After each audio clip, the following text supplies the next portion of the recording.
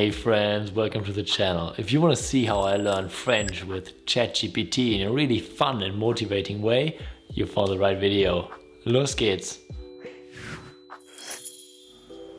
My name is Dustin. I'm an IT project manager from Germany. On this channel we create content that helps us to be productive, to learn new things, especially languages, and to live a happier and more fulfilling life. Today I will show you how I learn with ChatGPT French by writing our own Christmas thriller. A big part of this video will be in French, but I will also add English subtitles, of course. And if you ask yourself, what the heck is ChatGPT? I've already made a video about that and I will link it somewhere here. But in a nutshell, it's a chatbot, which is a type of artificial intelligence which can simulate a conversation with a human. Let's dive into today's topic. Okay, now let's create our own Christmas story, and with that some comprehensible and compelling input. I've already prepared a prompt, which is please write the first paragraph of a short story in French. It should be a Christmas story with some thriller elements and fantasy. The setting is Middle-earth of J.R.R. Tolkien. There has to be a strong main character, also include some idioms that are commonly used in the French language. Let's see if that works out. So I'm quite curious, to be honest. I haven't tried it yet, so it's first time. Okay. Really cool, really cool. So let's see if that actually works. Il était une fois encore. Il était une fois en terre du milieu, au moment de Noël, que la neige recouvrait tout le paysage d'un manteau blanc, encore, d'un manteau blanc. Les feux de cheminée crépitaient dans les maisons et l'odeur des biscuits de Noël flottait dans l'air. Cependant, la paix de cette nuit de Noël était perturbée par un étrange bruit qui résonnait dans les bois. Les héros de cette histoire, un guerrier intrépide du nom de Aragorn, décida de partir à sa recherche. Ne laissant pas la peur lui faire perdre la tête. Faire perdre la tête. Okay, that's interesting. That's an idiom that I don't know. So I'm quite curious what that means. What does the idiom... So let's see what ChatGPT says. L'expression faire perdre la tête signifie faire perdre son sang-froid ou faire perdre son calme. Ah, okay. Okay, I got it.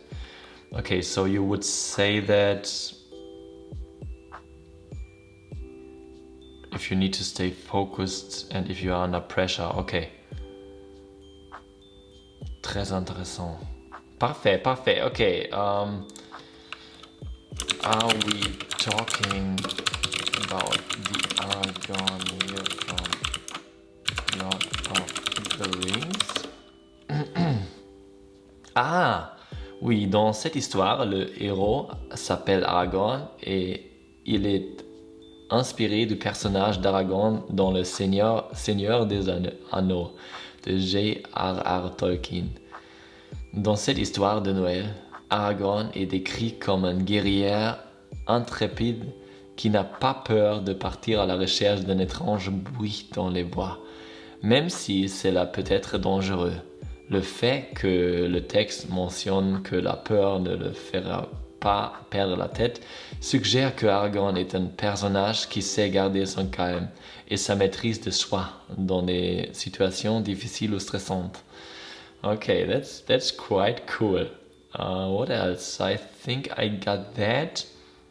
I think I also understood the idiom quite well. The rest also. But this phrase, les feux de cheminée crépitaient dans les maisons et l'odeur des biscuits de Noël flottait dans l'air. I would like to understand the grammar. Please explain the grammar of the following phrase. Okay, let's see if that works. Hein? Les feux de cheminée est le sujet de la phrase. C'est un pluriel masculin. Donc, le verbe qui le suit, crépiter, doit être conjugué au pluriel. Ok. Ah, that's why it's... Ok. Dans les maisons est une préposition qui indique le lieu où se trouvent les feux de cheminée. Et... Ok, yeah, that's fine. L'odeur des biscuits de Noël. That's the subject of the second phrase. Flotter, okay. Okay, yeah. It also says that it would translate the phrase, but it doesn't do that, so it's all in French. But that's fine. I think I got the gist. But yeah, that's quite useful. So if you ask yourself why is a word built like that, or why is it in a certain form, you can just ask questions about that, and that's quite cool. Okay, so let's see how the story evolves. Okay, what comes next in this story?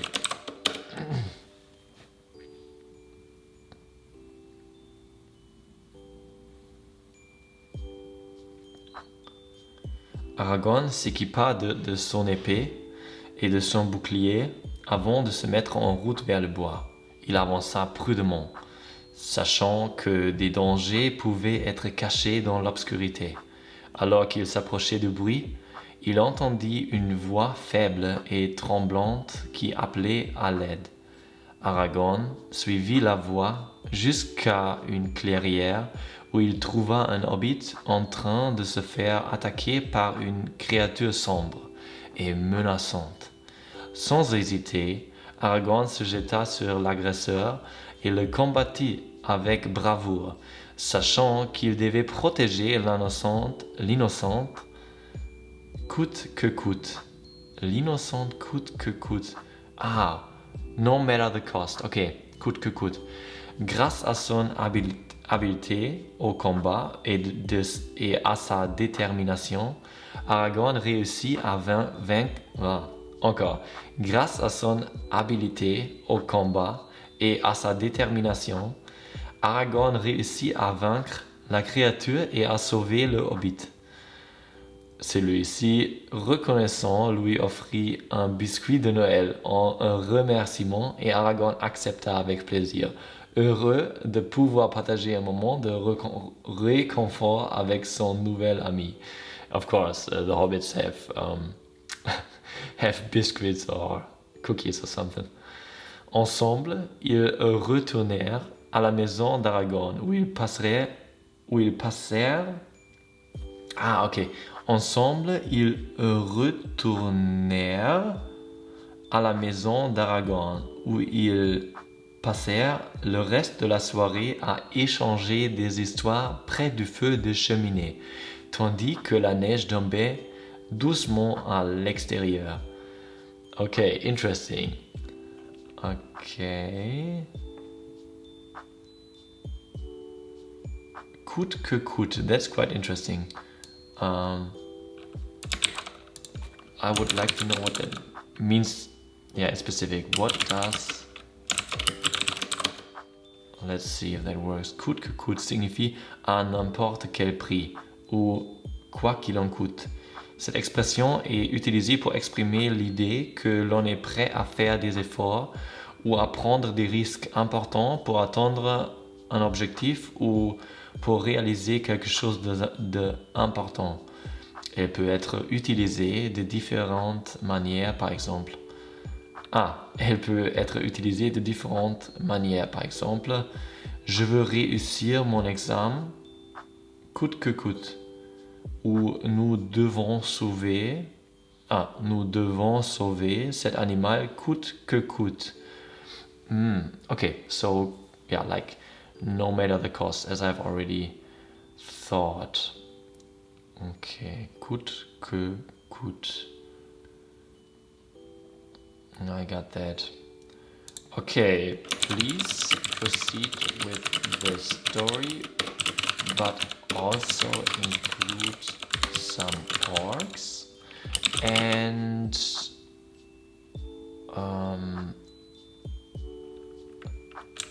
The White Sorcerer. Okay, now let's see. Aragorn et le Hobbit passèrent une agréable soirée près du feu de cheminée, mais ils furent bientôt interrompus par un bruit de pas lourds qui se rapprochait de la maison.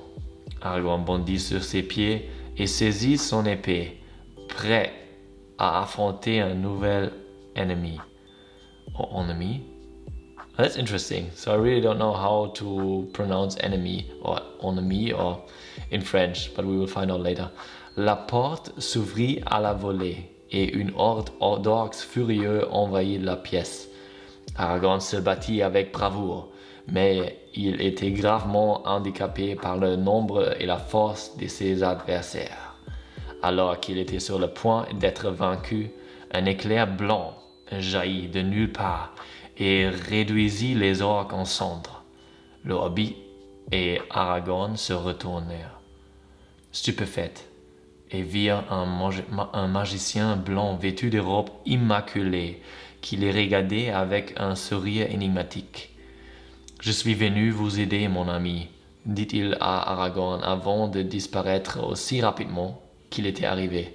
Aragorn et le Hobbit se regardèrent, incrédules, puis se tournèrent vers la porte, prêts à affronter des nouvelles créatures qui les attendaient peut-être dans la nuit de Noël. Okay, got that. Enemy. So that would be interesting to know. How do I need to pronounce that actually in French? How do I pronounce enemy in French based on the IPA? So right now we don't have audio yet, but the IPA is pretty useful to find out how to pronounce something. Of course, you need to know first how the IPA works, so the French IPA. So in general, if you are learning a language, I think it's always a good idea to study also the IPA. Ok, voici comment ennemi s'écrit en alphabet phonétique international.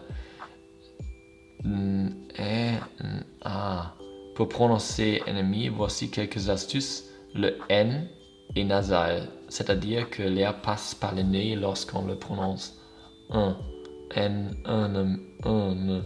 Ok. Le E est fermé, comme dans mer. Le I est long, comme dans vie. Ok, so ennemi.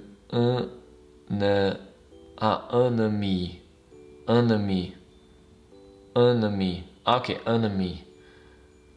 En résumé, pour prononcer ennemi correctement, il faut placer l'accent sur la première syllabe et prononcer chaque lettre de manière distincte. Ennemi. Peut-être comme ça. So if there's someone French within the audience or someone knows better, please let me know in the comments. Okay, that's quite neat. So we got the pronunciation. So what comes next? Please proceed with the story and also include what else? Include some more orcs and elves. Ok. Aragorn et le Hobbit sortirent de la maison et se retrouvèrent face à une scène de chaos. Des orques envahissent les rues et terrorisaient les habitants. Aragorn et le Hobbit se mirent en quête de trouver un moyen de mettre fin à cette invasion. Ils se frayèrent un chemin à travers la foule, combattant les orques à chaque pas, jusqu'à ce qu'ils atteignent le cœur de la ville. Là, ils trouvèrent un groupe d'elfes en train de se battre contre une horde d'orques. Aragorn et le Hobbit se joignirent à la bataille et luttèrent côte à côte avec les elfes, faisant preuve de bravoure et de détermination. Grâce à leur habileté au combat et à leur travail d'équipe, ils réussirent à vaincre les orques et à mettre fin à l'invasion.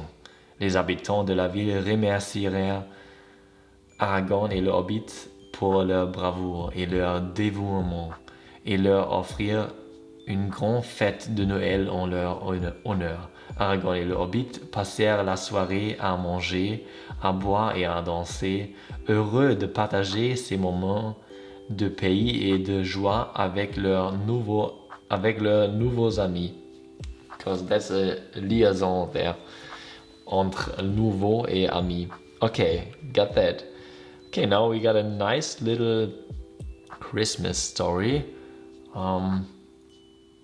What we can do next is to look for specific words that we didn't know that good, and then we can also ask ChatGPT to provide a translation, or we just look it up ourselves, and then we can put it into our favorite flashcard app, for example, and we can import all that stuff to Link also, like I've already explained in the last video, and get some audio. And yeah, I can't wait going forward to get some audio by ChatGPT itself. And you can also build up the story further. You can also ask for some details. So, what is the name of the hobbit with whom Aragorn is fighting together? Give me some more background information on that character.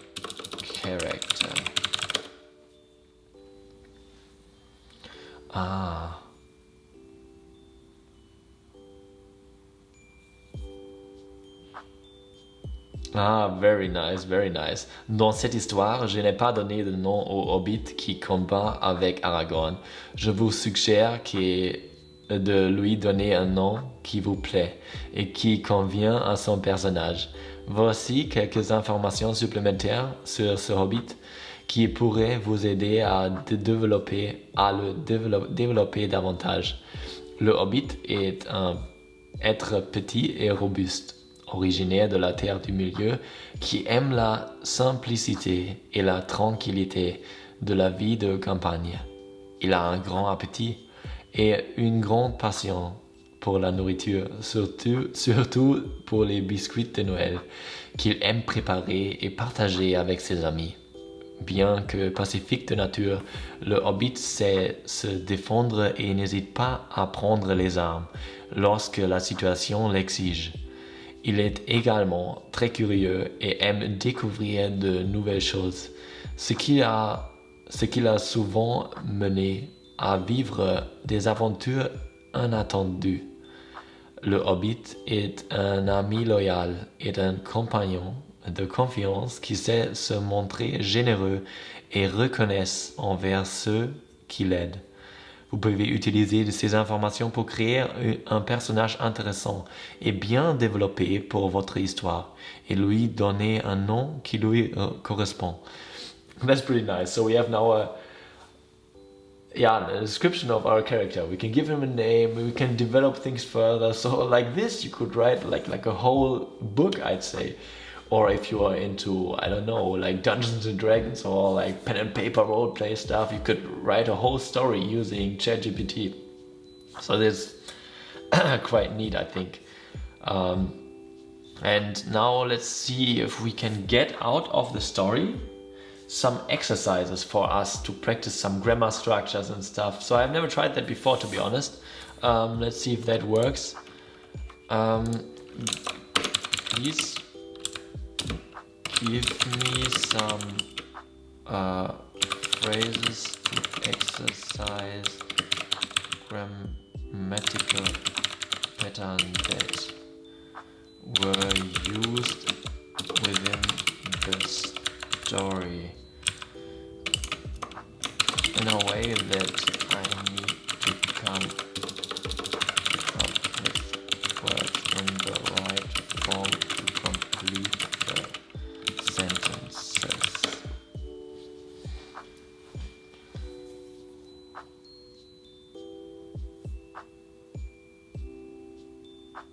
Okay.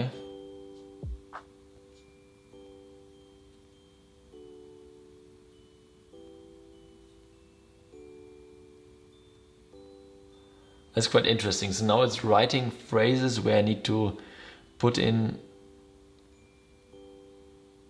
single words in the right form. Of course, the first phrase is a bit,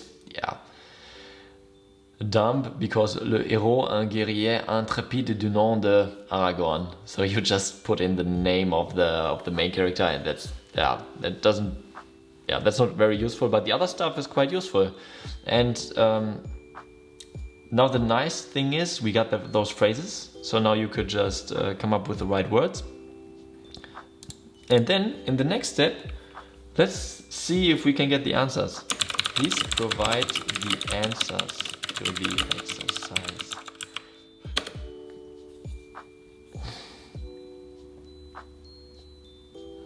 Nice. And now we get the same phrases, including the answers.